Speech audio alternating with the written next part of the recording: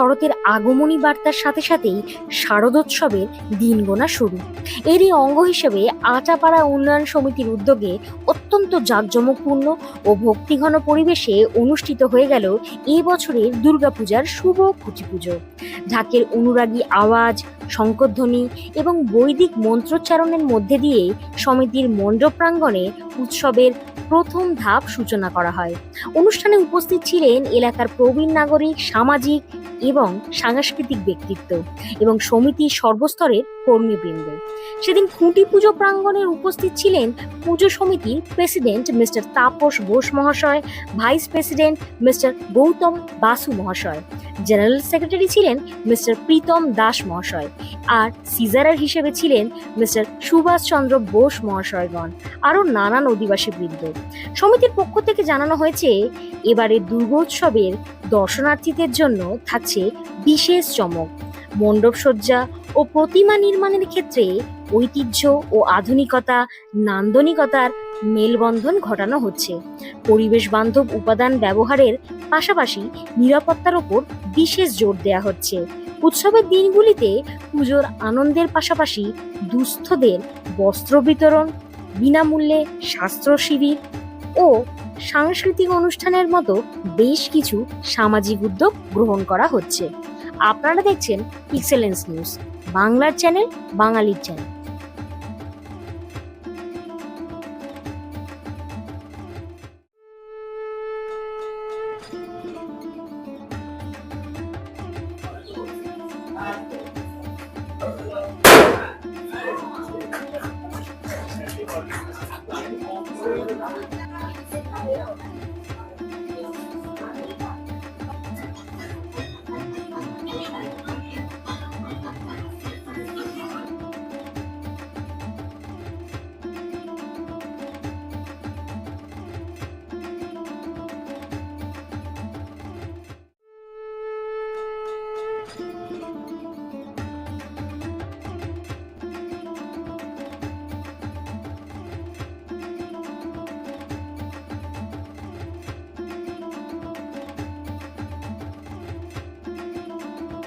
আছেন আমাদের ক্লাবের সবথেকে সিনিয়র মেম্বার, আমাদের বিশেষ অতিথি চিত্রজেঠু আমি একটু মাঝখানে আসার জন্য অনুরোধ করব।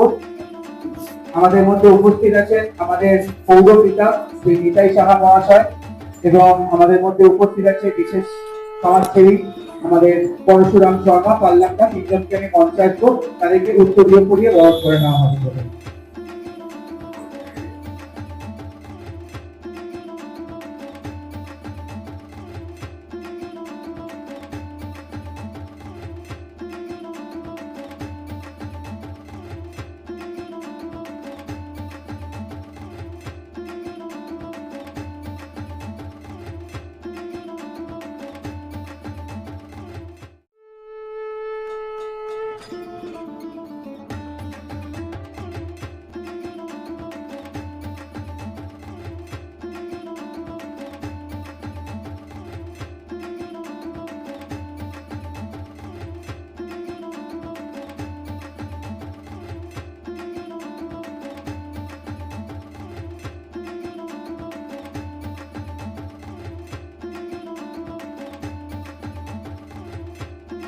নমস্কার, আটাপাড়া উন্নয়ন সমিতিকে প্রণাম।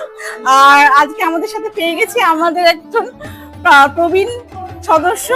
বলুন, এই পুজোতে কতদিন ধরে আছেন? 2000 সাল থেকে আমরা এই পুজোর মধ্যে আছি। প্রতি বছর আমরা এখানকারই বাসিন্দা। প্রতি বছর এই পুজোর সময় পুরো পুজোটা আমরা সবাই মিলে এনজয় করি। নাচ গান হয়, কোনো সময় হয় না, যাই হোক নিজেদের মধ্যে নিজেরা আমরা একটা বিশেষভাবে এই করি, এবং পুজোর পুরো আয়োজন করা সবটাই আমরা করে থাকি। কোনো এককালে আমরা চাঁদাও তুলতাম, সে বহু কাল আগে, কিন্তু এখন না, এখন ছেলেরাই তোলে। যাই হোক আমরা এই সবের মধ্যেই আছি এবং সবাই মধ্যে আনন্দ করি, এটাই আমাদের কাছে।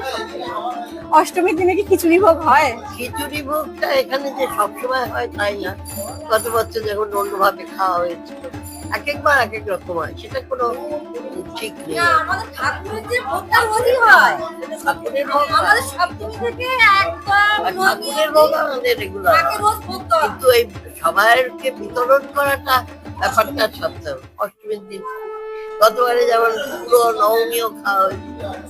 আর উদ্বোধনের দিন কি হয়? উদ্বোধনের দিন কোনো একটা উদ্বোধন সঙ্গীত দিয়ে আমরা সব মেয়েরা প্রদীপ জ্বেলে এই করে কোনো একটা প্রদীপ জ্বালে যেদিন উদ্বোধন হয়, তারপরে কিছু একটু সব মেয়েরা মিলেই একটা পাড়ার মেয়েরাই পার্টিসিপেট করে। মেয়েরা একটা বাচ্চারা কিছু অনুষ্ঠান করে। অনেক ধন্যবাদ এক্সেলেন্স নিউজের তরফ থেকে। দাদা, এক্সেলেন্স নিউজ থেকে আপনাকে স্বাগত। আমরা পেয়ে গেছি এখন আটাপাড়া উন্নয়ন সমিতির বিশিষ্ট সমাজসেবী। দাদা, আপনার নামটা একটু বলুন। আমার নাম হচ্ছে রাকেশ শর্মা, পাল্লাম বলি আমার ছেলে। আজ আমি এখানে আটাপাড়া উন্নয়ন সমিতি হচ্ছে নামটা বলার অপেক্ষা রাখে না। তার কারণ হচ্ছে আমার জন্মর আগে থেকে এই ক্লাব,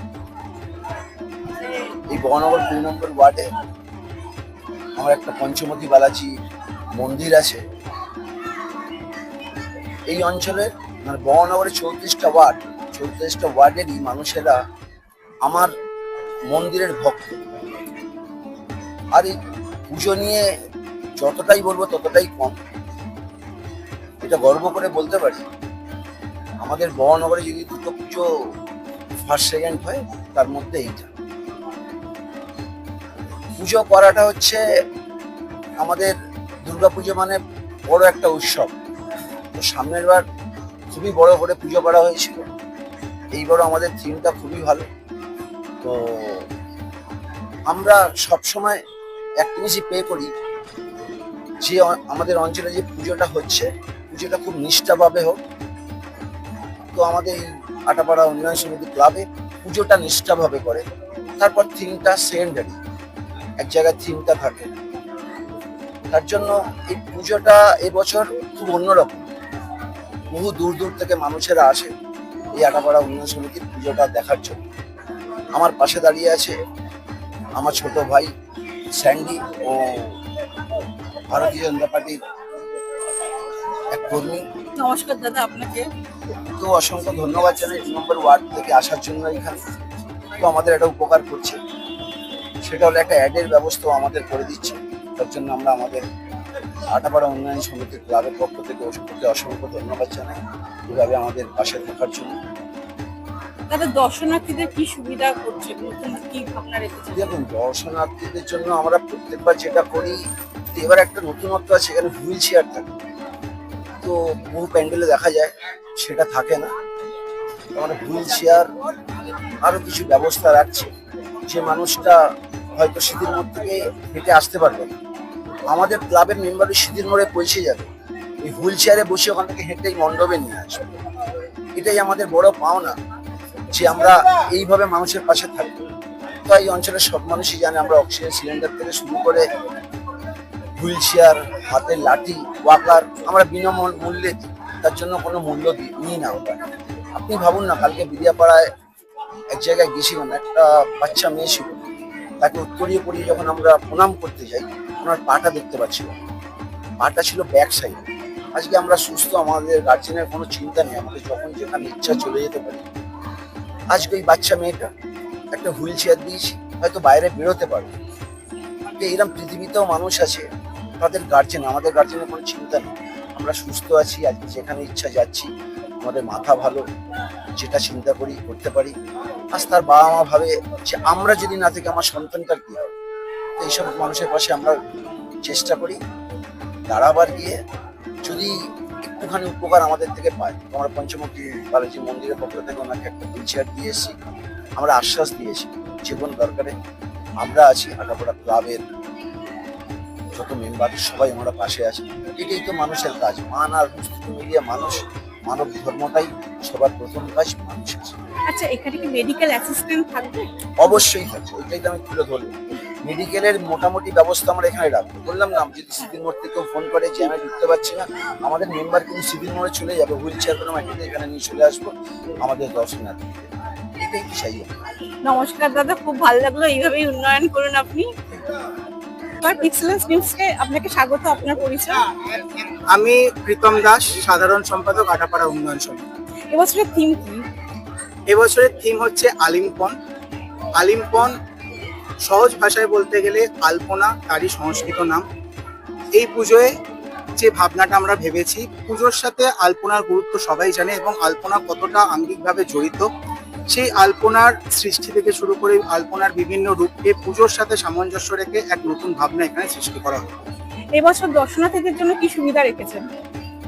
দর্শনার্থীদের জন্য সুবিধা যদি বলেন, তারা তো সর্বপ্রথম একটা নতুন সৃষ্টি দেখতে পাবে, আশা করি সবার সেটা ভালো লাগবে। এবং সুবিধা যেহেতু আপনি শব্দটা ইউজ করলেন, আমরা চেষ্টা করব যারা দর্শনার্থী ঠাকুর দেখতে আসছেন, বিভিন্ন পূজা মণ্ডপে সব দর্শকদের একটাই প্রবলেম থাকে, লাইন, ভিড়। সেইখানে আমরা বিশেষ ব্যবস্থা রাখা এবং যাতে দর্শকরা বেশি ভিড়ের সম্মুখীন না হতে হয়। যদিও আমাদের এখানে প্রচুর দর্শনার্থী আসে, আমরা চেষ্টা করব সবাই সমানভাবে ভালোভাবে যেন প্রতিমা দর্শন করতে পারে। সিনিয়র সিটিজেনদের জন্য কি ভেবেছেন? সিনিয়র সিটিজেনদের জন্য এখানে আলাদা তো ব্যবস্থা থাকে, ভিআইপি এন্ট্রি ব্যবস্থা থাকে। তাছাড়াও যদি কেউ ডিসেবল থাকে তাদের জন্য হুইল চেয়ারের ব্যবস্থা আছে, ভলেন্টিয়াররা আছে, অ্যাজ ওয়েল অ্যাজ কোনো রকম এমার্জেন্সি দরকার হলে মেডিকেলের ব্যবস্থাও এখানে থাকবে। তো এই সুবিধাগুলো মণ্ডপে উপস্থিত থাকবে। এবার প্রতিমা শিল্পীকে, প্রতিমা শিল্পী হচ্ছে আলোক। আর পালাবদলের পর এবার প্রথম পুজো, কি বলবেন? দেখুন, পালা বোতলের পর প্রথম পুজোর মতো হচ্ছে। আগেও যেমন ভালোভাবে হয়েছে, এখনো ভালোভাবে হবে। এবং পুরো পুজোটাই, যেহেতু বাঙালির এটা শ্রেষ্ঠ উৎসব, যাতে ভালোভাবে হয় সেই আশাই রাখবো এবং আরো নতুন করে বড় করে পুজো। আর দর্শনার্থীদের জন্য কি বলবেন? সবাইকে সাদর আমন্ত্রণ, আসুন আটাপাড়া উন্নয়ন সমিতির 61তম বর্ষে প্রতিমা এবং মণ্ডপ দর্শন করুন। নতুন কিছু দেখতে পাবেন এবং আশা করি তাদের সবার ভালো। নমস্কার। নমস্কার, পিক্সেলেন্স নিউজে আপনাকে স্বাগত।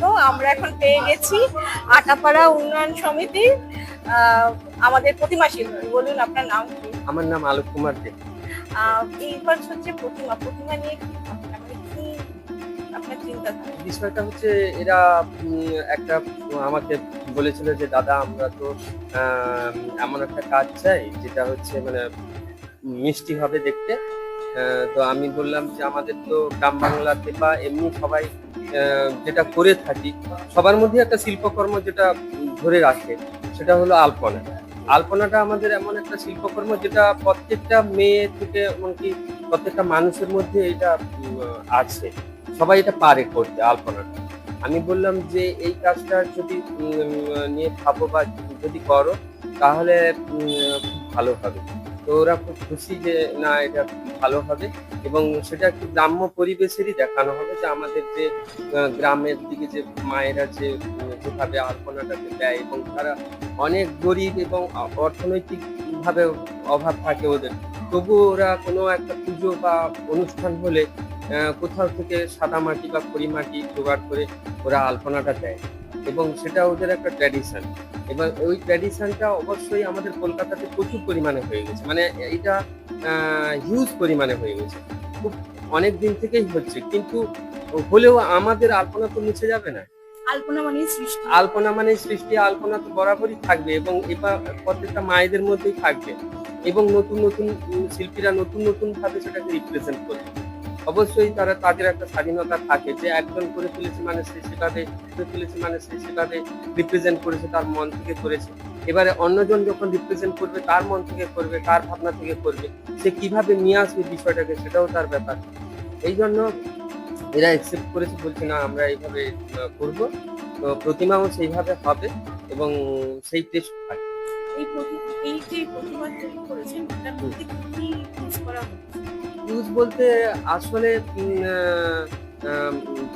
আমরা একটা ট্র্যাডিশনকে দেখাবো, মানে ওখানে থাকবে অবশ্যই আমাদের যে আলপনা আঁকা হয়, যে মাটিগুলো আসে বা যেভাবে আসে সেগুলো তো থাকছেই, বা মাটির একটা পুরোনো দেওয়ালে কিভাবে আলপনা দিলে সেটা কতটা সুন্দর হয়ে যায় সেটাও থাকবে।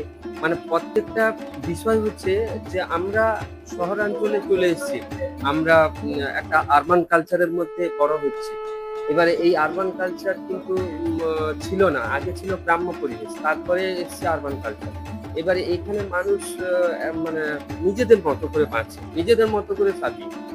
কিন্তু যখন গ্রাম্য পরিবেশে আমরা চলে যাই বা আমরা গ্রাম্য পরিবেশে যাই, তখন গ্রামের ট্র্যাডিশনটা দেখে আমরা ভীষণ খুশি হই এবং আমাদের ওখানে থাকতে ইচ্ছে করে যে প্রকৃতির সঙ্গে মিলছে। এবং ওরা যে প্রকৃতি থেকে যে কালচারগুলো নিয়ে আসে, প্রকৃতি থেকেই সিঞ্চন করে। গ্রাম বাংলার মানুষ কিন্তু প্রকৃতিকে বিনষ্ট করে না, প্রকৃতির সঙ্গে থাকতে চায় এবং প্রকৃতির থেকেই ওরা সমস্ত কিছু কালেক্ট করে এবং সেইভাবেই ওরা আর্টটাকেও সেইভাবে নেয় যে আমাদের যে হাওয়া, আমাদের যে বাতাস, আমাদের যে নদীর গতিপথ সব কিছুর সঙ্গে কিন্তু আলপনা যুক্ত এবং সেখান থেকেই শিল্প সৃষ্টি হয়।